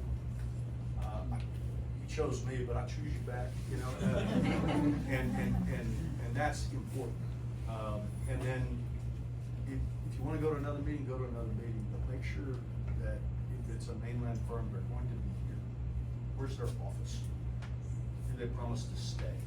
Because I'm telling you, this is a long slog. All right, these people aren't going to cough up billions of dollars, which is what it's going to take, until we beat them over the head. Okay, and we have to show up with that damages proof with each and every one of you. You're just leaving money on the table. Okay, so we got work to do. I am not going to ask you to do that work until we're 3 months after the fire. And I do want to say one thing. Having done this, I don't know how many fires it's been, but it's over and over and over again like Bill Murray. The thing that I can promise you is I see it in your eyes. And your eyes will change. And what I mean by that is you've been through the most traumatic thing other than the loss of a loved one you've ever had. And you know, we're not wired to run for our lives from a 50-foot wall of fire. You don't know it, but every one of you has post-traumatic stress disorder, I promise you, okay? And, you know, I come from an area, Texas, South Texas, and we have something called machismo. You know, I can't show weakness. Don't be that guy that can't show weakness enough to talk about what you went through. If you will, this has nothing to do with being your lawyer, it's somebody who's watched this thousands of times. If you will get in groups, if you go to a church, you talk to your pastor, you talk to each other, you work on it. You gotta verbalize through the trauma. If you've got kids, you make them do that too, okay? But I brought up the eyes. When I come back in October, your eyes will have a different look. You'll be a little more stabilized, it'll be a little better. November, you'll look stronger. When I come back in December, you're gonna have a steely resolve in your eyes. And you're gonna want a pound of flesh from this company, and you deserve it, okay? But you do that through a disciplined approach of knowing what you have to prove, okay? But I can tell you the other side of it is after these things settle, and Christian and I do a bunch of these meetings when everybody gets to rebuild their houses, it is the coolest, most gratifying thing as a lawyer you can have, okay? And we will get you there. We have a challenge in that a company caused so much death and destruction that the damages are far in excess of what they're worth. This is gonna take the state government of Hawaii involved. It's gonna take bankruptcy specialists, it's gonna take new investors. It's a complex problem, okay? But we got people working on it. Your former governor of Hawaii is working with us. I mean, everybody's helping. It's cool, okay? Yes, ma'am. If we have like friends and family who have yet to join us in the case with you, is there like a deadline that you have for people to join? So the answer is not yet. But what will happen if they take bankruptcy? Okay? In lawsuits, there's something called a statute of limitations. And generally, in most states, you have to bring a lawsuit within 2 years of the date of the fire, okay? But they can shorten that by filing bankruptcy, because in bankruptcy, that bankruptcy judge, he wants to get this thing going, he wants to get everybody paid much faster. And so he'll do what's called a deadline for a notice of claim. At that point, they'll have a deadline. And of course, I'm gonna be advocating for quick deadlines, because I want you to get paid faster. We've already been through this dance in bankruptcy court in Northern California. I know how to do it. Why should we sit around and think about it for 4 years while you're homeless? Okay, so that's gonna mean that we're gonna have a quick notice of claim. So I do recommend, not a month after the fire, but that you all start talking among your neighbors. And you make a decision, and you know, the more of you that do it together. I've watched entire communities band together these kinds of things, and together you're stronger than any one of you could ever hope to be, okay? So I would talk to them.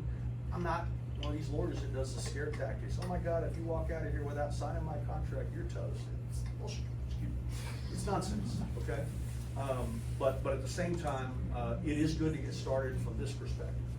You know, that contents list and all the stuff that I'm gonna make you do, okay? Your memory is better now than it will be 2 years from now about what was in your house. So it's just a process, but there's a certain amount of respect. I love Hawaii's deal. You're not allowed to be here as a lawyer for 30 days asking. A bunch of people violated it. I saw it, but I left. And I didn't come back. I told you we wouldn't come back till 30 days later, you know. But, you know, going through every room in your house, starting to collect the pictures. The sooner we can start that, the better off you're gonna be. And the other thing is, it's going to have a cathartic effect. You're gonna be ticked off at me for making you do your contents list. My clients all hate it. It's painful. You know, going through and crying through all the stuff that you lost that you'll never have again. But after you have that cry, it's going to help you, and it's gonna help your lawsuit. So my recommendation, you do it on your schedule. You talk to your neighbors, but let's get started at some point pretty quick. Okay? Yes, ma'am. So there's so many suits, class action suits, and you know that they're gonna go into bankruptcy. At some point, bankruptcy isn't going to help all of those suits. How do you fall in line in terms of where your suit is versus the hundreds of other suits? So once they go into bankruptcy, all the suits stop. It's called a bankruptcy stay, and everything will stop. At that point, what will immediately happen, an office of the government called the U.S. Trustee's Office will say, who wants to be on the Tort Claims Committee? There'll be a committee of about 7 or 8 of you, Hopefully Jan will be one of them, as they play to. And that'll be a group of people willing to give a bunch of their time, and you'll be the fiduciaries for everybody else. And you'll kind of lead the litigation as a committee. So if you're interested in that, tell me, okay? Because you make an application, you get interviewed now by Zoom, right? It used to be you'd have to go to Honolulu. And then they'll establish the committee, and that committee will have the ability to hire lawyers, have the ability to hire experts, and make the defendant pay for it.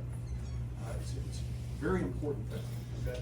And then I'll take you through if they declare bankruptcy. Right now, they said they're not going to, okay? They're real proud of their Maui Did It defense. You know, they had a $100 million bond payment they had to make, they made it.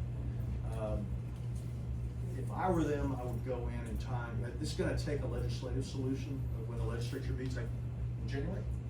Yeah, if I were them, I'd be thinking about that and trying to get a path out. And by the way, we're having back channel talks with a lot of people about all these things. Okay. Anybody else? What else did I miss? You know, there's a reason why we do a lot of these, to make sure that we can inform you guys on, you know, it's a long process. And we'll be in touch soon about different things that we'll need, over time, but. One thing I do wanna say, that camera, why am I filming this? Let me tell you why. We get a court reporter to, in effect, type it out, and we make a transcript, and if you signed in, we'll send it to you, okay? And that way you can study, you can give it to your neighbor or whatever you're talking, you know, this kind of thing. But when you signed in, if you gave us an email or this, we'll communicate with you. But it also gives you, who asked excellent questions and probably forgot 50 of them that you want to ask as soon as you walk out the door. Yeah, no, that's my point. So you send them to me and I'll get them answered. But the good news is I'll send them to everybody. Okay? That's the way we educate the group. So any one of you asking questions in isolation, if we do it via email and answer it and get it out, get the transcripts, you get the questions answered. And the other thing is I need to know from you what situations you're facing. The sooner we can get you all into kind of a group text thing, it's really cool when it comes rebuild time. Hey, I had a good experience with this guy who was a contractor. This guy ripped me off, don't use him. So you're protecting your neighbors from charlatans and driving them towards the people that are doing a good job. So the ability to communicate is one of the things that I think we do well. We get everybody together, we share a bunch of information. We do a lot of meetings, because I get from you as much as you get from me, okay? Anybody else? Let me add one more thing about signing up friends, family. When we get into bankruptcy court, there's gonna be voting rights by every unsecured creditor, just as yourself. The more people we have in our umbrella, the more votes we're gonna have to help influence the bankruptcy court to do something in our favor. So it helps that we got a whole mass of people.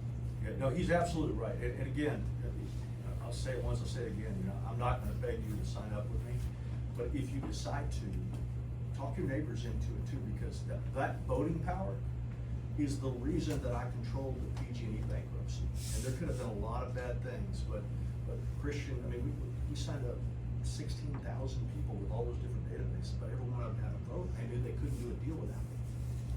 So that gave us all the leverage, and we were able to drive up the value incredibly. PG&E was offering $5.5 billion to settle that case, but they couldn't get the vote because the plan has to be voted on by all of you. And I controlled enough votes to block it by myself. You know, and then they had to come through me to get the deal done. And so what Jen just said, it matters in bankruptcy court for sure, okay? And the expected timeline, do you think before it gets to that point, what do you think from that? So if you were to if you would ask me 4 weeks ago, I would have said they should already be in bankruptcy, okay? But, you know, corporations have a way of trying to stop that. All of those, the CEO that I'm gonna see in DC on Thursday, she's got a bunch of stock options. It's been her, you know, her compensation for the last 5 years. If the thing goes into bankruptcy, all that's gone. You know, so they're all conditioned to try to save it. Eventually, they'll reach the conclusion that this thing, there's no way out without bankruptcy. When that happens, I don't know. But you know, what's going to happen, what's already happened, we got our lawsuit, our first lawsuit on file. You asked questions about all the other ones. We don't need to file anything yet, okay? We needed a lead lawsuit so that we could send out discovery to the whistleblower. To go talk to the lady that we're about to go talk to, you know, we're working, okay? We got all the lawyers organized and the like.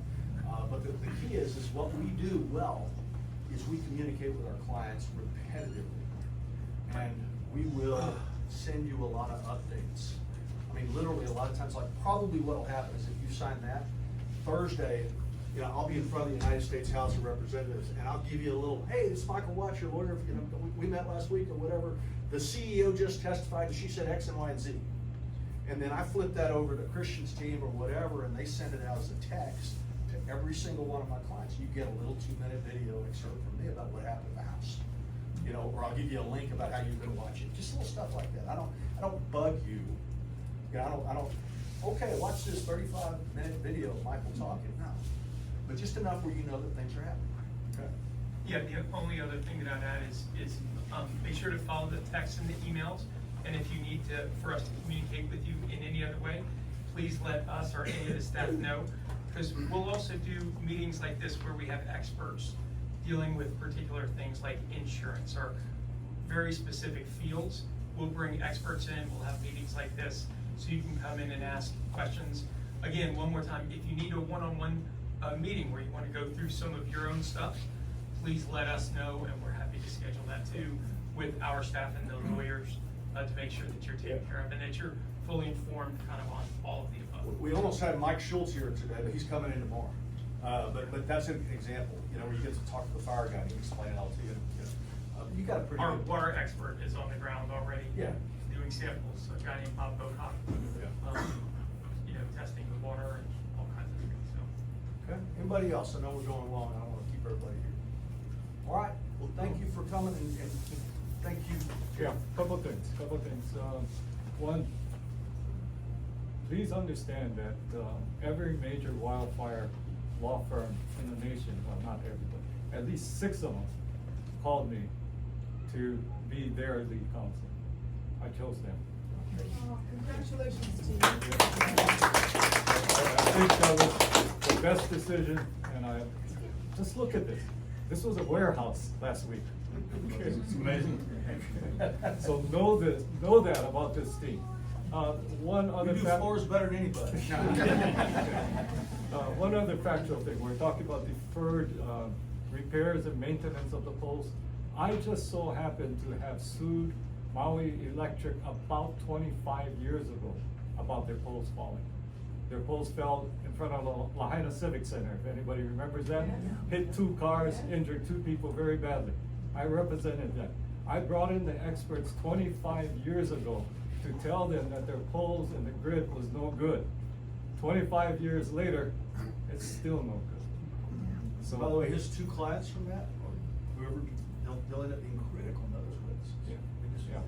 So I just wanted everybody to know that. I've been dealing with these poles for 30 years now almost. Okay. So I think that's it. Thank you for coming, and there's food out there. Please take it home. Thank you. Thank you, guys. Thank you.